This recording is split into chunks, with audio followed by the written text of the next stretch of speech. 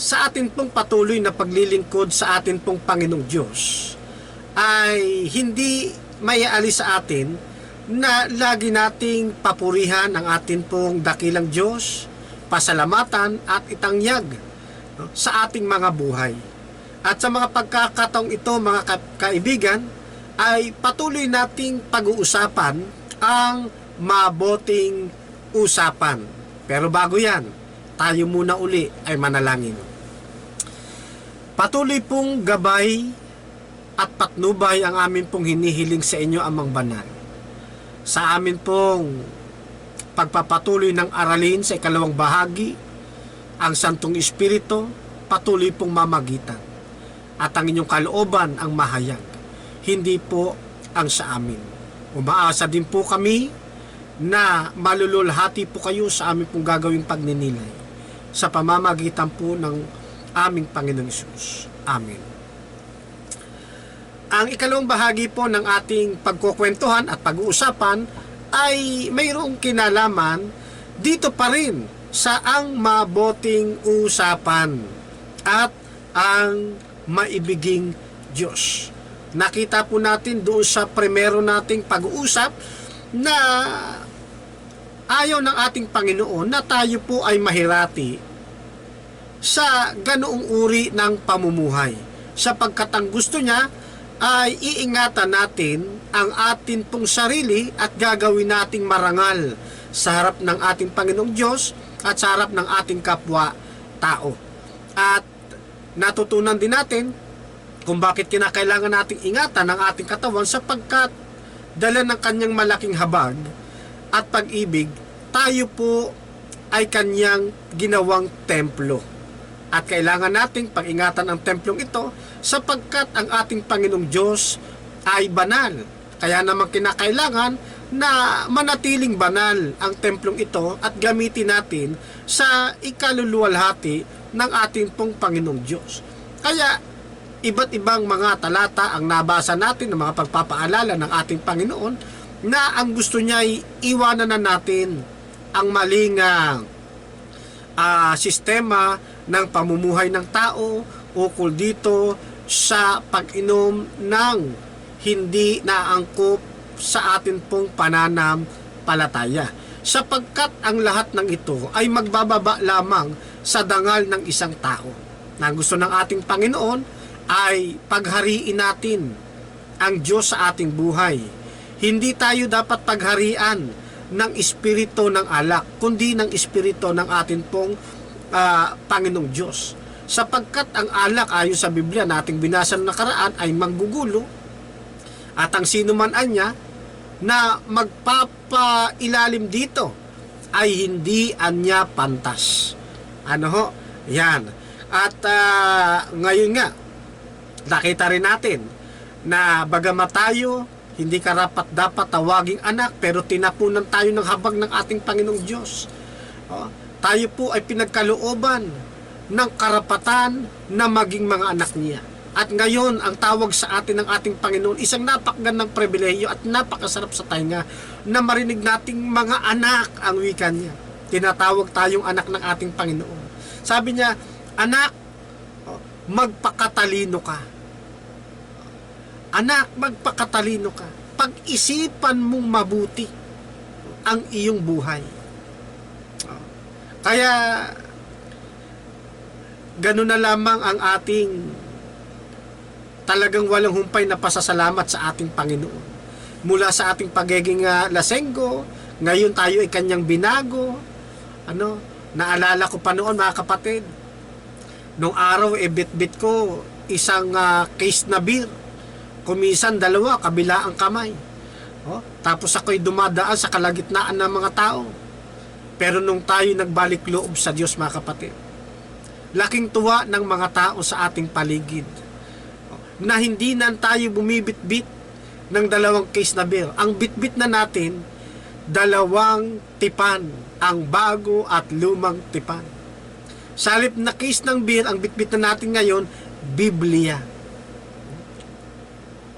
Kaya minsan naririnig ko, hindi ko sinasadya, pero naririnig ko sa mga tao kumisan, kailan kaya magiging ganyan ang anak ko? Di ba? Ang sarap pakinggan, mga kapatid, sapagkat nakita nila yung pagbabagong ginawa ng Diyos sa ating buhay. Dati kinaiinisan tayo, pero ngayon pinupuri na nila tayo. At dahil yon sa pag-ibig ng ating Panginoong Diyos, na ang bagay na ito, gusto kong maranasan din ninyo, mga kapatid. Gusto kong maramdaman din ninyo. Kaya ngayon, wala na akong balak-balikan, mga kapatid, ang ganung buhay. Masaya na ako dito sa aking kinalalagyan. Masaya na ako na ang bitbit ko ay banal na kasulatan at dumadaan sa kalagitnaan ng mga tao. At ang tao, punong-puno, makikita mo sila, punong-puno sila ng respeto sa iyo. Hindi kagaya dati. Kaya tama ang Biblia, mga kapatid, tama ang Panginoon. Ginagawa niya tayong marangal. Binibigyan niya tayo ng panibagong buhay upang mamuhay ng may dangal at mga respetadong mga tao sa sanlibutan ito. Di ho ba? Narinig ko sa mga usap-usapan sa paligid sa panahon ito ng COVID-19. Marami na anya. Marami na silang mga uhaw ngayon. Ano? At sabi nila, kapag natapos ang lahat ng ito, talagang iinom sila ng alak, magkakasiya sila bilang pagsiselebrate sa ganito nila idinadaos ang kanila pong pagsiselebrate. Ibang-iba sa bayan ng Diyos.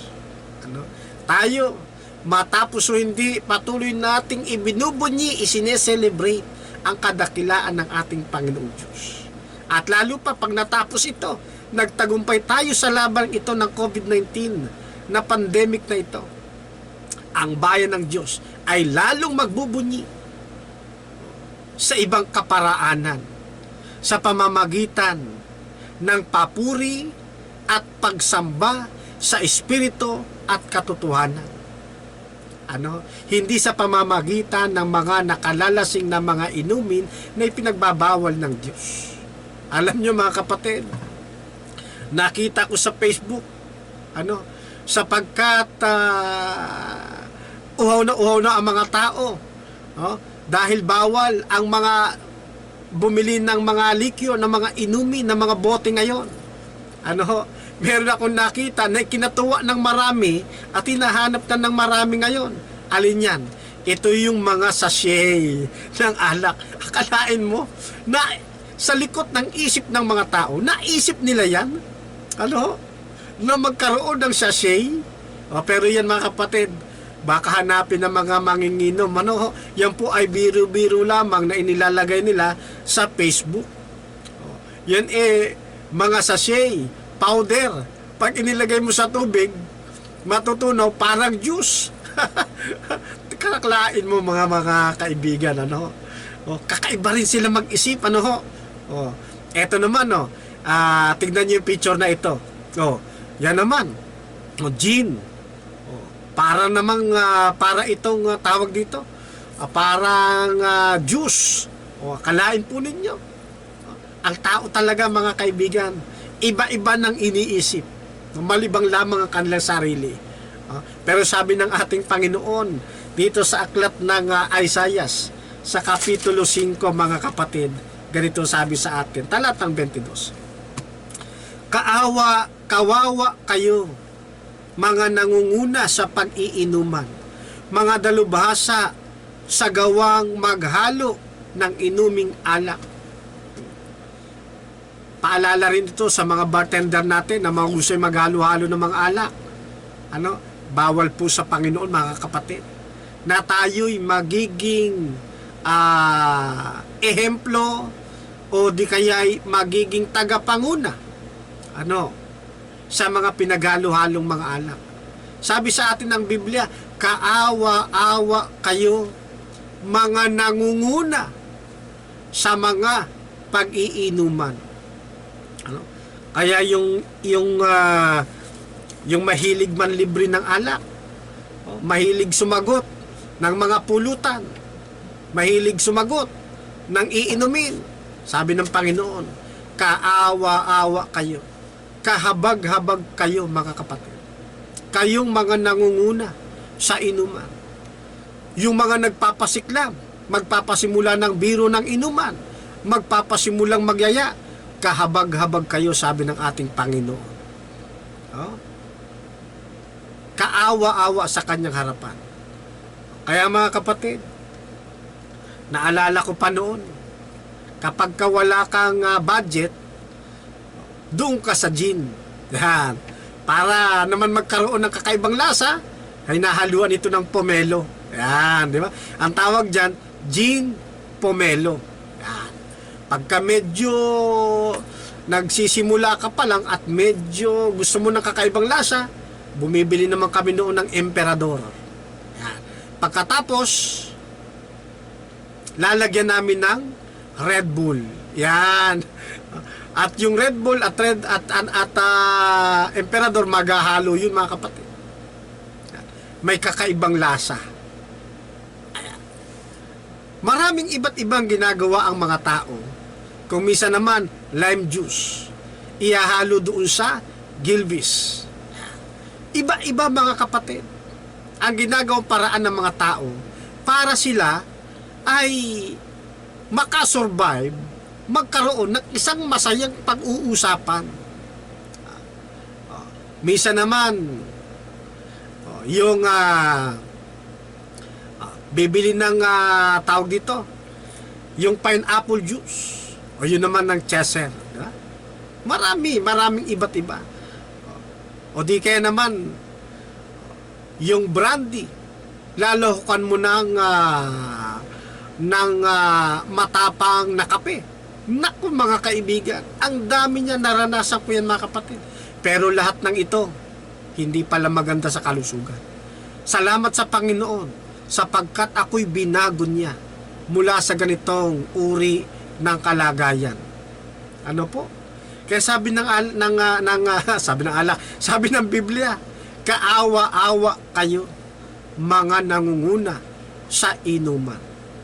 Ano pa sabi ng Biblia? Tingnan ho ninyo. Sa Kapitulo 5, talatang 11 ng aklat ng Isaiah, ganito po ang ating mababasa. Kawawa ang mga maagang bumabangon at inuman agad ang kanilang habol hanggang sa makalampas ang dapit hapon, alak parit alak yaong iniinom. Ano po yung wika ng Biblia? Kaawa-awaan niya yung mga taong bumabangon ng maaga at ang hinahanap inuman agad. Di ba? Sa halip na paggising sa umaga, ano ho, ang dapat na gawin ay mag-worship. Pero ibang worship naman ang hinahanap ng iba. Inuman, mga kapatid. Kaawa-awa sila na mga bumabangong maaga na alak agad ang kanilang hinahanap. At kapag naumpisa na, mga kapatid, aabutin na ho yan ng hanggang tanghali. Pagka nabitin pa, tutuloy pa ng hanggang hapon. Pagka nagkatuwaan pa, na-extend hanggang hating gabi. At kung minsan may bagong dumating, aabutin na yan, mga kapatid, ng hanggang madaling araw. Magdamagang inuman na yan. Ano ho? Malaking oras, panahon ang nasayang nang dahil dito sa naganap na pansanlibutang kasiyahan. At alam nyo, mga kapatid, meron pa akong nakita sa Facebook, isang bagay din ay kinatutuwa ng marami. Ano? Kung ang mga tao ngayon ay bumibili ng kanila pong food supplement, bumibili ng mga vitamins, ang mga manginginom humahanap din ng vitamins. Anong vitamins? Tignan nyo po ang larawang ito. Ayan. Ang vitamins na hinahanap nila, ayun, yung mayroong tatak na Red Horse. Isang kapsula na mahaba. Akalain mo nga naman, ang daming iniisip talaga ng mga tao. At kapag ka ang tiyanan niya ng tao, kapag ka ito ay sinilip, doon sa isang, ano ba yung ginagamit doon sa mga buntis para makita yung loob ng tiyan? Tignan nyo larawang yan. Sa halip, ang makikita, ayun, mga bote ng Red Horse na nasa loob ng kanilang tiyan. Pagpapahiwatig na ang laman ng tiyan, laging alak. Kaya, hindi tama ito eh. Naalala ko tuloy, kinokongrats nga pala natin ang atin pong butihing kaibigan na siyang tagapanguna ng Aspect of Life, si kapatid na Pastor Jesse Uyanggurin. Ayan, at ang kanya pong may bahay ay malapit nang magluwal ng kanilang first baby. Ayan, sapagkat ito ay nasa 38 months na. 38 weeks. Hindi months, weeks. Overdue na yan pagka, sorry mga kapatid, yan ay 38 weeks na. At malapit nang lumabas, at masisilayan na natin ang bunga ng kanila pong pagmamahalan na siyang biyaya ng atin pong Panginoong Diyos na nasa 3.4 kilograms. Aba, medyo may kalakihan ito mga kaibigan, pero ang mga magkakapatiran sa Panginoon ay excited na masilayan ang isisilang na panibagong lingkod ng ating Panginoong Diyos. Kaya purihin natin ang Panginoon sa bagay na yan.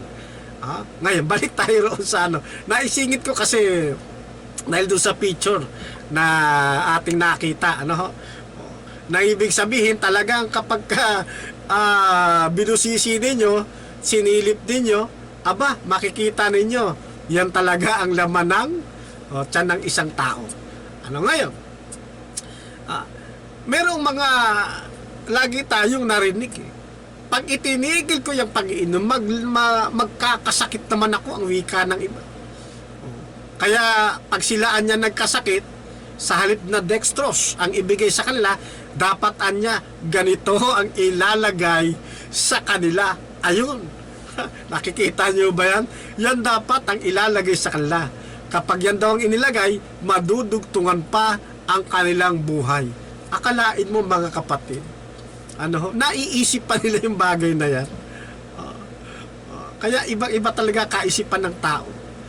Bagamat ito idinadaan nila sa biro, pero patuloy naman tayong pinaaalalahanan ng ating Panginoong Diyos na bawal ang magpakalango, bawal ang uminom ng mga ganitong uri ng nakalalasing, sapagkat ito'y nakakapagpalayo ng ating relasyon sa ating Panginoong Diyos at sisirain ito ang ating pong buhay, maging ang ating kalusugan, maging ang ating pamilya, mga kapatid.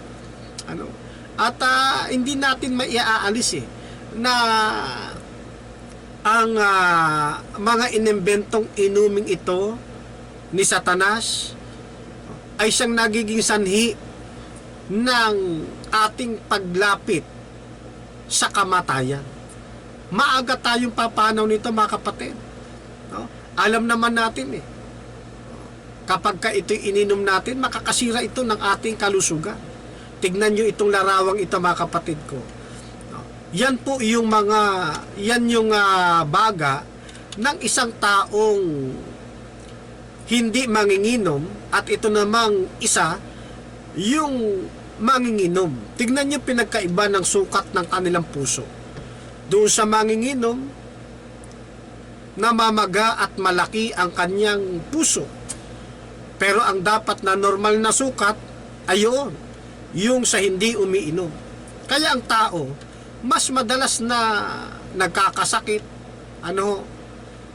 mas mabilis silang tamaan ng karamdaman dahil sinira na ng alak, ng alcohol o ng mga content ng alak na ito yung sistema ng kanilang katawan. Kaya minsan ang sakit sa puso, lalong lumalala. Dating walang sakit sa puso, nagkakaroon. Yung may sakit sa puso, lalong lumalala. Ano ho?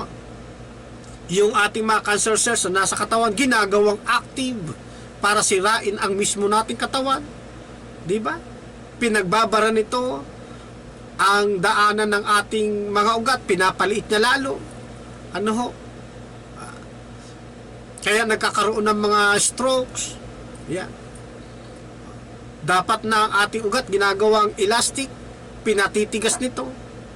Maraming nangyayari kapag lumalabag tayo sa panuntunan ng ating Panginoong Diyos. Sanhi din ito ng pneumonia, ng diabetes.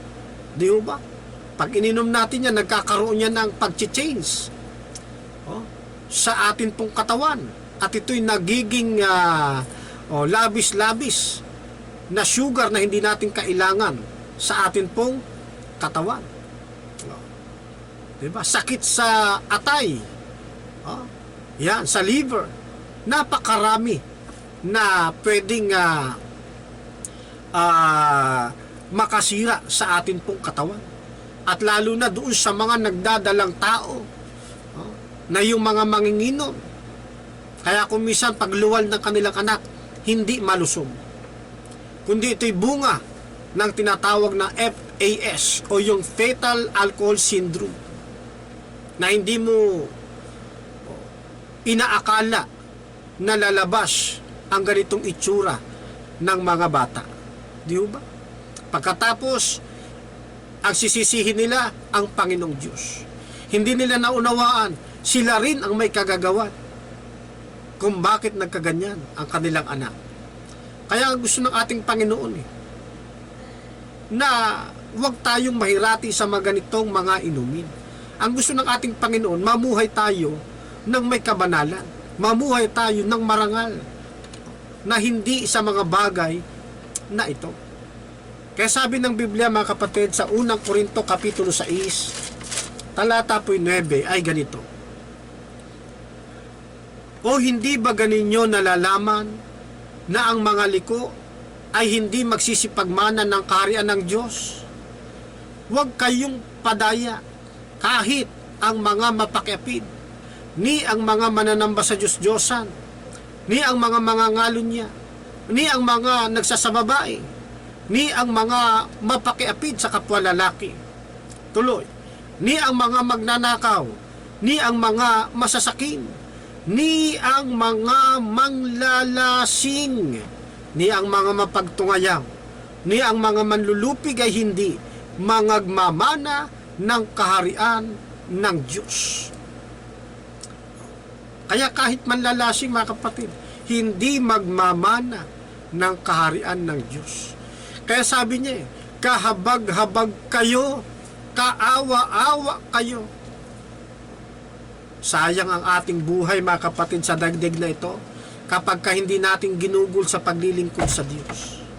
Sayang ang buhay natin kapag ang kaligtasan ay pinawalang halaga natin. Kapag ang pag-ibig ng makapangyarihang Diyos ay isinawala natin. Mga kaibigan, ang paruroonan ng mga taong manginginom ayon sa Biblia ay sa kapahamakan. Hindi sila magmamana ng kaharian ng Diyos. Ang patutunguhan nila ay naglalagablab na dagat-dagatang nagliliyab na apoy at asopre na siyang hahantungan ng mga taong tiwali, mga taong lumalabag sa kalooban ng ating Panginoong Diyos. Kaya mga kapatid, patuloy ang pag-aanyaya ng ating Panginoon sa pamamagitan ng programang ito ng Aspects of Life. Gusto ng ating Panginoong Diyos, mamuhay tayo ng maayos, ng may dignidad, ng mayroong dangal.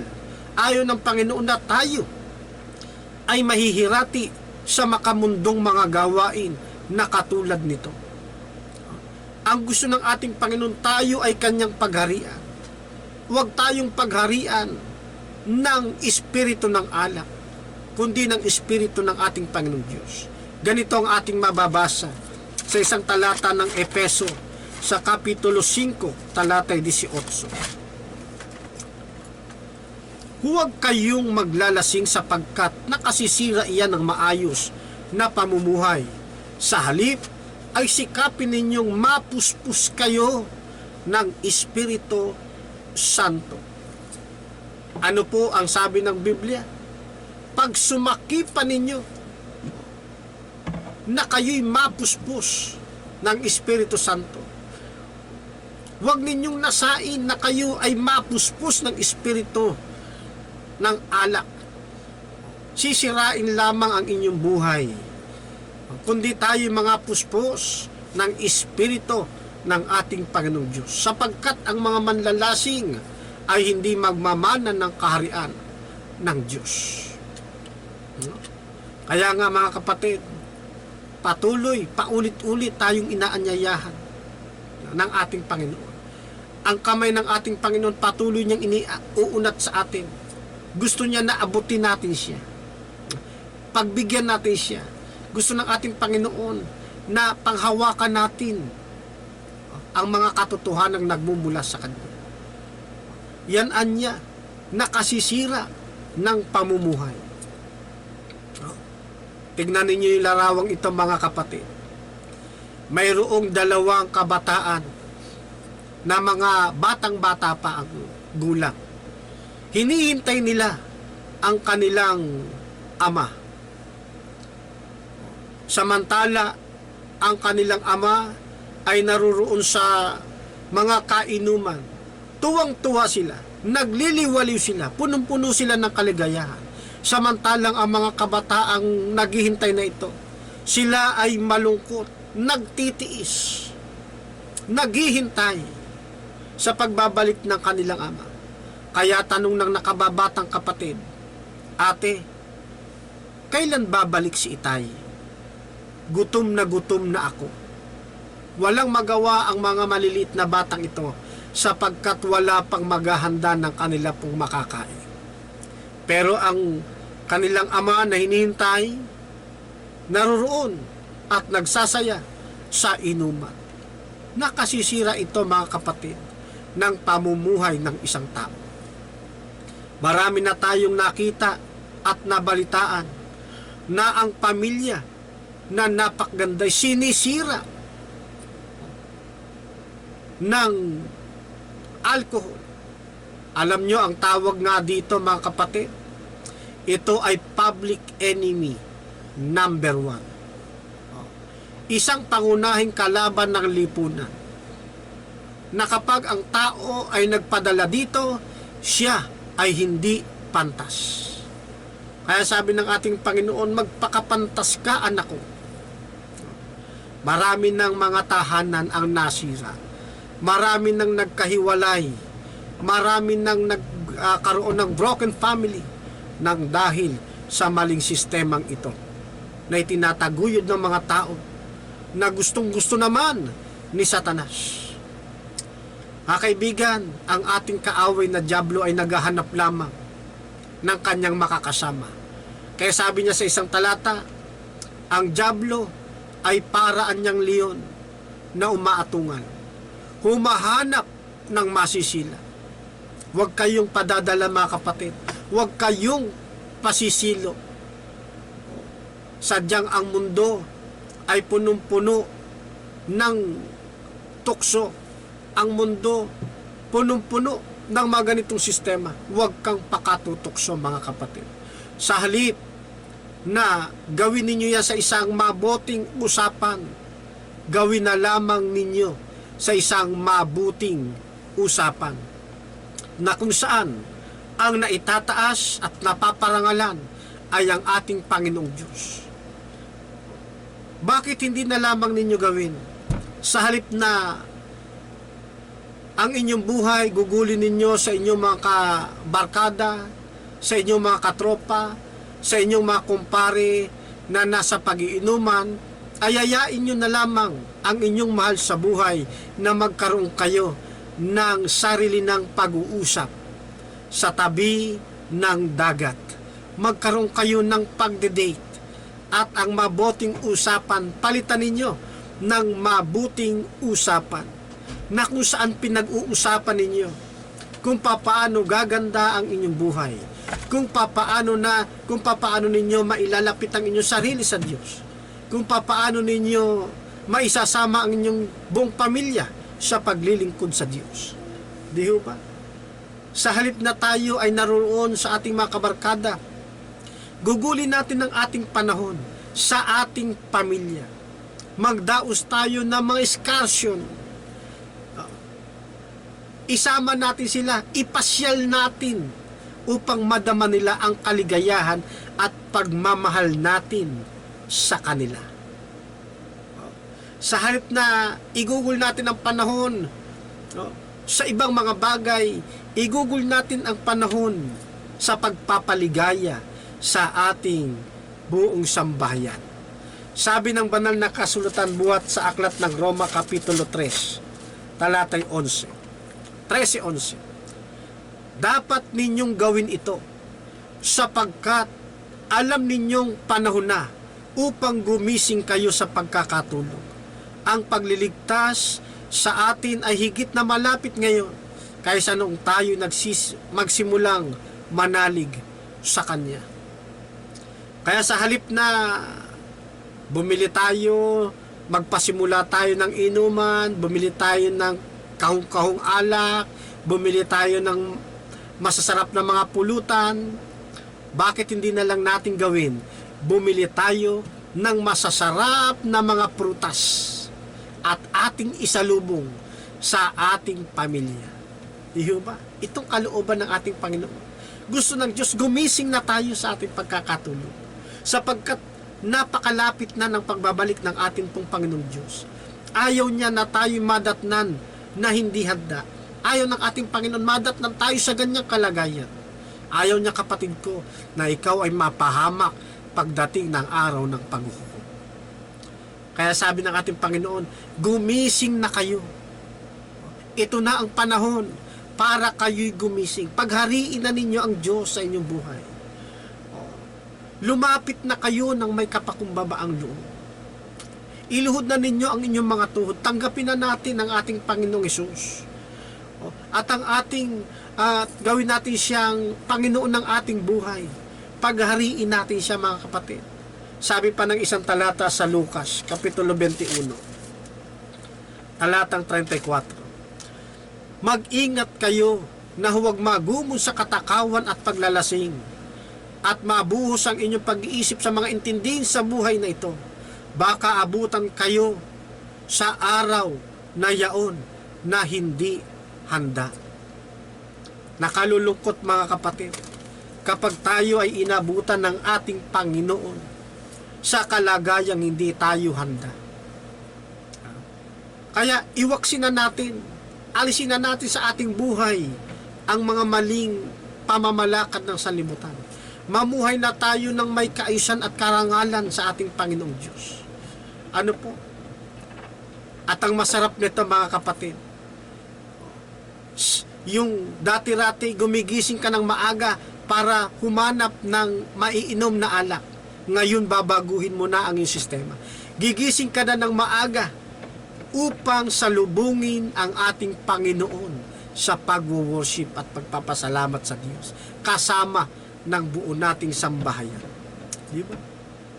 Kakain tayo kasama ng ating buong pamilya. Bago matulog, magdadaos ng napakasarap na panalangin sa Panginoon na itatagubili ng kanyang sarili sa Diyos, na siya'y bigyan pa ng pagkakataon na gisingin sa kinabukasan upang ang Panginoon ay patuloy niyang mapapurihan, maparangalan at masamba. Ibang-iba na dapat ang ating maging kalagayan. Isang magandang tanawin din, mga kapatid, sa halip na nagyayaya tayo ng inuman, yayain natin ang buo nating pamilya, buo nating sambahayan patungo sa loob ng iglesia upang sila'y makapanambahan at makapakinig ng mga aral ng ating pong Panginoong Diyos. Ito ang kalooban ng ating Panginoon. Ang mamuhay tayo ng responsable sa ating tahanan. Ang mabuhay tayo ng may karangalan. Ang mabuhay tayo ng mayroong respeto sa atin ng ating kapwa. Kaya naman mga kaibigan, mga kapatid, ang Diyos ay patuloy pong kumakatok sa inyong mga puso. Patuloy siyang nakatayo sa inyong mga pintuan at nagnanasa na inyo siyang pagbuksan. Nais na kayong makasalo sa hapagkainan. Mga kaibigan, ito na ang panahon ng kaligtasan. Huwag nating sayangin ang iniaalok ng ating Panginoon sa atin.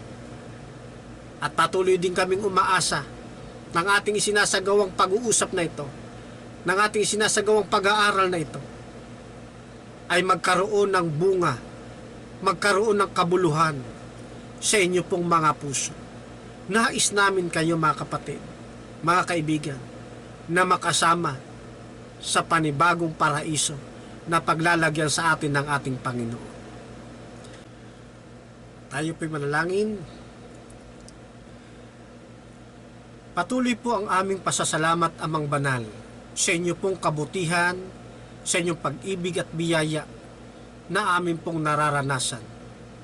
Sa inyong mga imbitasyon ng pagbabalik loob at pagsisisi, kayo po ang patuloy na maparangalan at maluwalhati. Dinadalangin namin ang amin pong mga kaibigan na nakikinig ngayon at mapapaabutan pa ng pabalitang ito. Patuloy nyo silang hipuin ng inyong kanang kamay na may kabanalan. Buksan ang kanilang mga puso at kayo'y matanggap nila bilang Panginoon ng kanilang mga buhay. At paghariin kayo sa kanilang mga puso. Kilalanin din kayong tagapagligtas. Makasama namin sila sa bagong langit at lupa, sa paraiso na inyong inihanda. Maranasan din nila ang mga pagpapalang aming natatanggap mula sa inyo. Kaya naman, Amang Banal, patuloy naming ibinabalik ang aming pong pasasalamat sa inyo at papuri. Umaasa din po kami na matatapos ang isyung ito ng COVID-19 na kami ay patuloy na magiging matatag sa inyo at daratnan ninyo kami na laging nakahanda. Salamat pong muli, Amang Banal. Itong aming dalangin sa pamamagitan po ng makapangyarihang pangalan ng Panginoong Hesus.